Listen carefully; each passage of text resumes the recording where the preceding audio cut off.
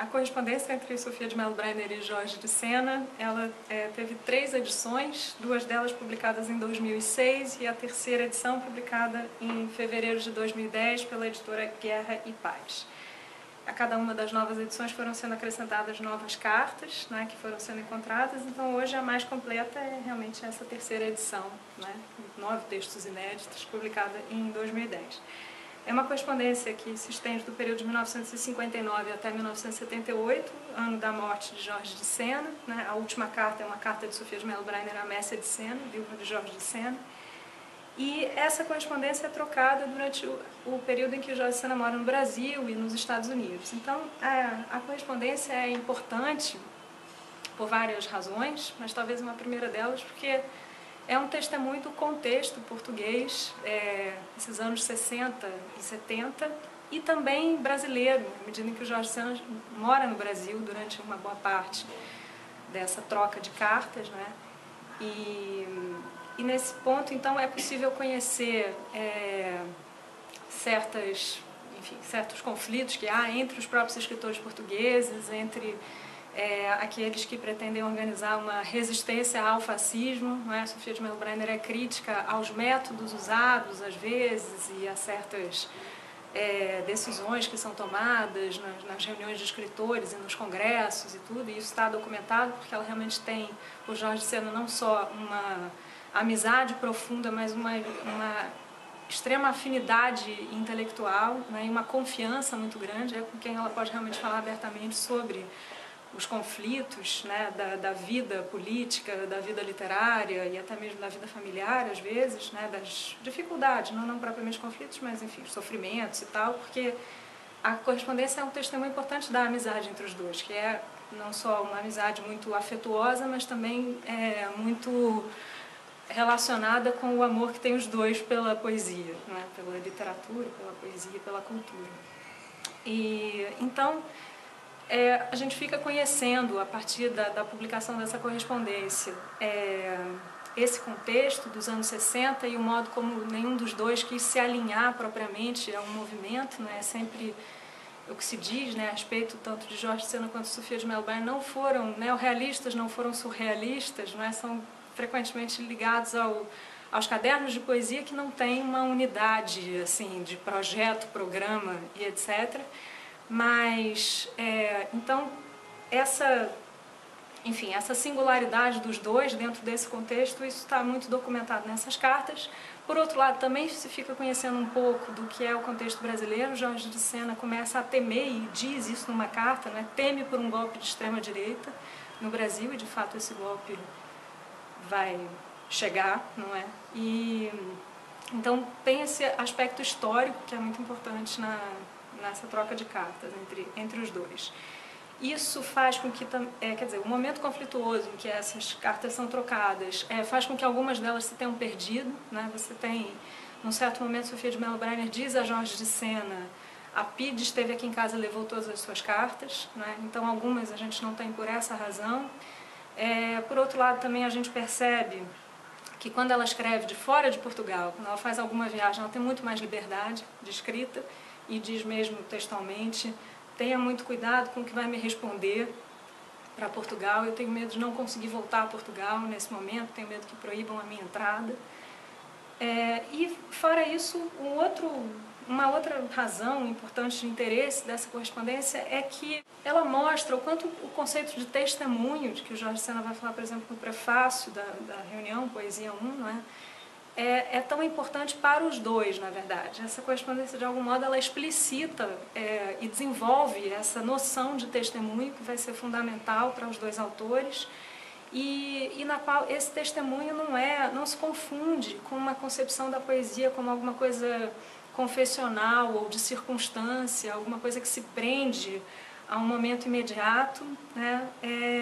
Isso está muito explicitado, sobretudo nas cartas em que a Sofia de Mello Brenner faz alguma apreciação de textos que o Jorge de Sena lhe tinha enviado, porque essa correspondência permite também conhecer um lado pouco conhecido de Sofia de Mello Brenner, que é uma vertente assim dela como crítica literária, né? Porque ela realmente faz comentários às vezes muito duros sobre contos de Jorge de Sena, que ela não gosta, e ela diz por que não gosta, né? E elogios também muito significativos a obras dele e dizendo as razões disso. E nessa apreciação crítica que ela faz das obras do Sena, a gente vai entendendo melhor o que é que os dois, na verdade, compreendem como testemunho e a importância disso para a poesia, né? Na verdade, as cartas servem também um pouco como uma espécie de um laboratório de escrita, né? Para ela. Isso se nota muito, por exemplo, em cartas em que ela descreve períodos em que passou no Algarve e passeios que fez, uma gruta que visitou, que se chamava Balança, né? Há uma expressão que ela usa diversas vezes nas cartas, que é as águas lisas como um chão. E depois isso aparece num poema do livro sexto, que é um livro publicado escrito, né, nesse mesmo período da troca, compreendido pela troca de cartas compreendido na troca de cartas dos dois.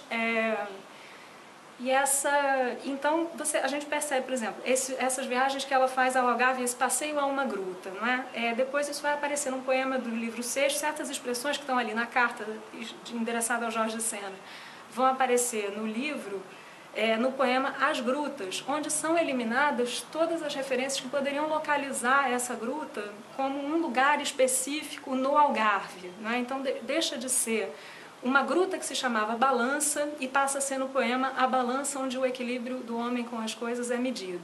Quer dizer, de alguma maneira, você percebe na passagem da carta para o poema a eliminação da referência geográfica e que no fundo corresponde a uma eliminação do circunstancial, não é? Porque dentro da noção de testemunho, que como eu disse é fundamental para os dois, não existe um desejo de registrar o circunstancial, mas sim de inscrever aquilo numa ordem maior e numa preocupação maior. Assim, a Sofia diz numa carta, há uma experiência que é a experiência, né? Não creio em subjetivismos, há uma experiência que é a experiência. E acho que isso é fundamental para os dois, na verdade. Quer dizer, não se trata de fazer uma confissão, né? Trata-se de assistir ao século XX, como diz a expressão usada pelo professor Jorge Fernandes da Silveira no ensaio sobre Jorge de Sena, mas não numa projeção de um eu sobre todas as coisas, né? sobre tudo. Então, é nessa apreciação crítica que ela vai fazendo da obra do Sena e, ao mesmo tempo, nesse laboratório que as cartas são para a correspondência dos dois, é que a gente percebe como é que isso vai, quer dizer, como é que se vai formando uma arte poética, tanto de Sofia de Mello Breiner como de Jorge de Sena, e um debate, né, sobre o que é a poesia, de que participam os dois autores. Do mesmo modo, em relação ao Jorge de Sena, há certas expressões que aparecem nas cartas que a gente reconhece tendo vindo de poemas dele, por exemplo. E isso também é curioso para entender como é que funciona essa passagem do circunstancial, biográfico, para o poético, né? E como é que os dois separam isso. Por exemplo, numa carta em que ele conta o nascimento do filho, ele diz a Sofia de Mello Breiner assim: a única alegria e a única certeza que ambos tivemos, ambos, quer dizer, ele e sua mulher, Mércia de Sena, né, neste fim de ano que foi para nós duríssimo, foi o feliz nascimento do nosso segundo brasileiro, um rapaz desta vez, o Nuno Afonso, que veio ao mundo, a este mundo que não sabemos já, e talvez não importe muito que seja, no dia 5 deste mês. Quer dizer, essa ideia do não sei, meus filhos, que mundo será o vosso, primeiro verso da carta Meus Filhos sobre os Fuzilamentos de Goya, que justamente transita entre nesse limite entre o confessional e o que não é o confessional, e o testemunho, né, que é o próprio do poético, para Jorge de Sena. Então, se o título, Carta a Meus Filhos sobre os Fuzilamentos de Goya, e o vocativo Meus Filhos, no primeiro verso, podem remeter a uma coisa mais íntima, não é? Um pai que se dirige aos seus filhos, né? E a gente sabendo que o Jorge de Sena teve 9 filhos, ainda por cima, essa impressão se reforça. Por outro lado, quando a gente lê o próprio poema, a gente entende que aquilo não tem nada de confessional ou de biográfico, que os meus filhos não são os filhos de Jorge de Sena, mas são sim todos os leitores, todos aqueles que puderem, né, tomar contato com aquele poema. Do mesmo modo, ele faz uma outra num outro passo da correspondência, né, a gente encontra uma expressão que vai aparecer também no poema Em Creta com o Minotauro. Ele diz, a Sofia de Mello Briner, numa carta de 9 de janeiro de 1968, diz eles: em todo caso, sendo eu um poeta português, mas cidadão brasileiro naturalizado, que sou, e provavelmente dentro de 2 anos e meio serei norte-americano, porque mudarei de nacionalidade quantas vezes possa, para que conste. Também é uma ressonância do poema Em Creta com o Minotauro. Então a gente vê que há esse trânsito, não é? Quer dizer, de algum modo a poesia parte da experiência, mas não se confunde com a experiência subjetiva, não é? E sempre é uma transformação. Um outro aspecto interessante da discussão sobre o que é a poesia dos dois e o que é o fazer poético para cada um deles é como, de alguma maneira, a posição que os dois vão adotando ao longo dessa correspondência que se estende, né, por mais de uma década, é moderna e antimoderna. Isso é curioso, quer dizer, os dois vão se mostrando cada vez mais próximos dos clássicos. Isso é muito dito em relação a Sofia de Mello Briner, mas isso também é dito textualmente por Jorge de Sena na sua troca de cartas com Sofia de Mello Briner, vai dizendo que cada vez me interessam mais os clássicos, não é? E eles vão progressivamente se afastando dos modernos. E, olha, diz ele, por exemplo: também eu, isso é a carta de Jorge de Sena a Sofia de Mello Briner, em 24 de fevereiro de 1972, portanto já na década de 70, ele diz: também eu, à medida que o tempo passa, tenho menos gosto de ler os modernos que os clássicos antigos, que sinto muito mais modernos que esta tropa fandanga. Não é? Isso é dele, a verdade. E, quer dizer, de alguma maneira, eu acho que essa posição moderna e antimoderna que esses dois autores vão tomar tem a ver com essa noção de testemunho, quer dizer, que o Sena nomeia, não é, dá esse nome de testemunho, mas que também é fundamental para a Sofia, porque existe, por parte dela, talvez mais que dele, um certo incômodo com a figura de Fernando Pessoa no que diz respeito à ausência do sujeito histórico na poesia de Fernando Pessoa.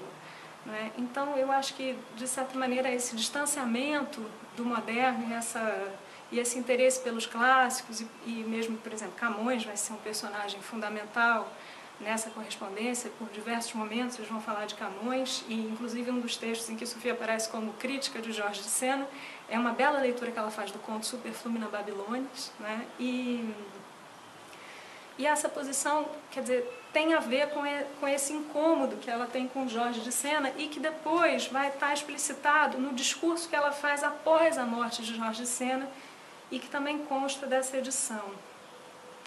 Quando ela está fazendo o elogio de Jorge de Sena, né, num texto de homenagem lido na Associação Portuguesa de Escritores, em setembro de 1900 não, é antes ainda da morte dele, em setembro de 76, ela faz esse discurso e ela diz: a poesia não inventa outro mundo, mas procura a verdadeira vida, e por isso Jorge de Sena definiu a poesia como sendo a fidelidade integral, a responsabilidade de estar no mundo. Né? Tem essa ideia, não inventa outra vida. E aí depois ela diz assim: e a poesia de Jorge de Sena é uma poesia de resistência porque ele nunca aceita aquela ausência do homem à sua própria vida, da qual Fernando Pessoa fez a sua habitação. Isso é o texto da Sofia já na década de 70 e ainda mostrando uma espécie de um incômodo com Pessoa que acho que se prende com a ausência do indivíduo histórico na poesia do Pessoa, não é? Que o próprio Jorge de Sena vai nomear na oposição que faz entre o testemunho e o fingimento, né? No prefácio da Poesia 1. Então acho que por diversas razões, né? Esse livro da correspondência de Sofia de Mello Briner e Jorge de Sena é um documento importante para os leitores de poesia, né? E por causa da discussão mesmo sobre a poesia e também pelo contexto, ou seja, é importante pelo texto e pelo contexto.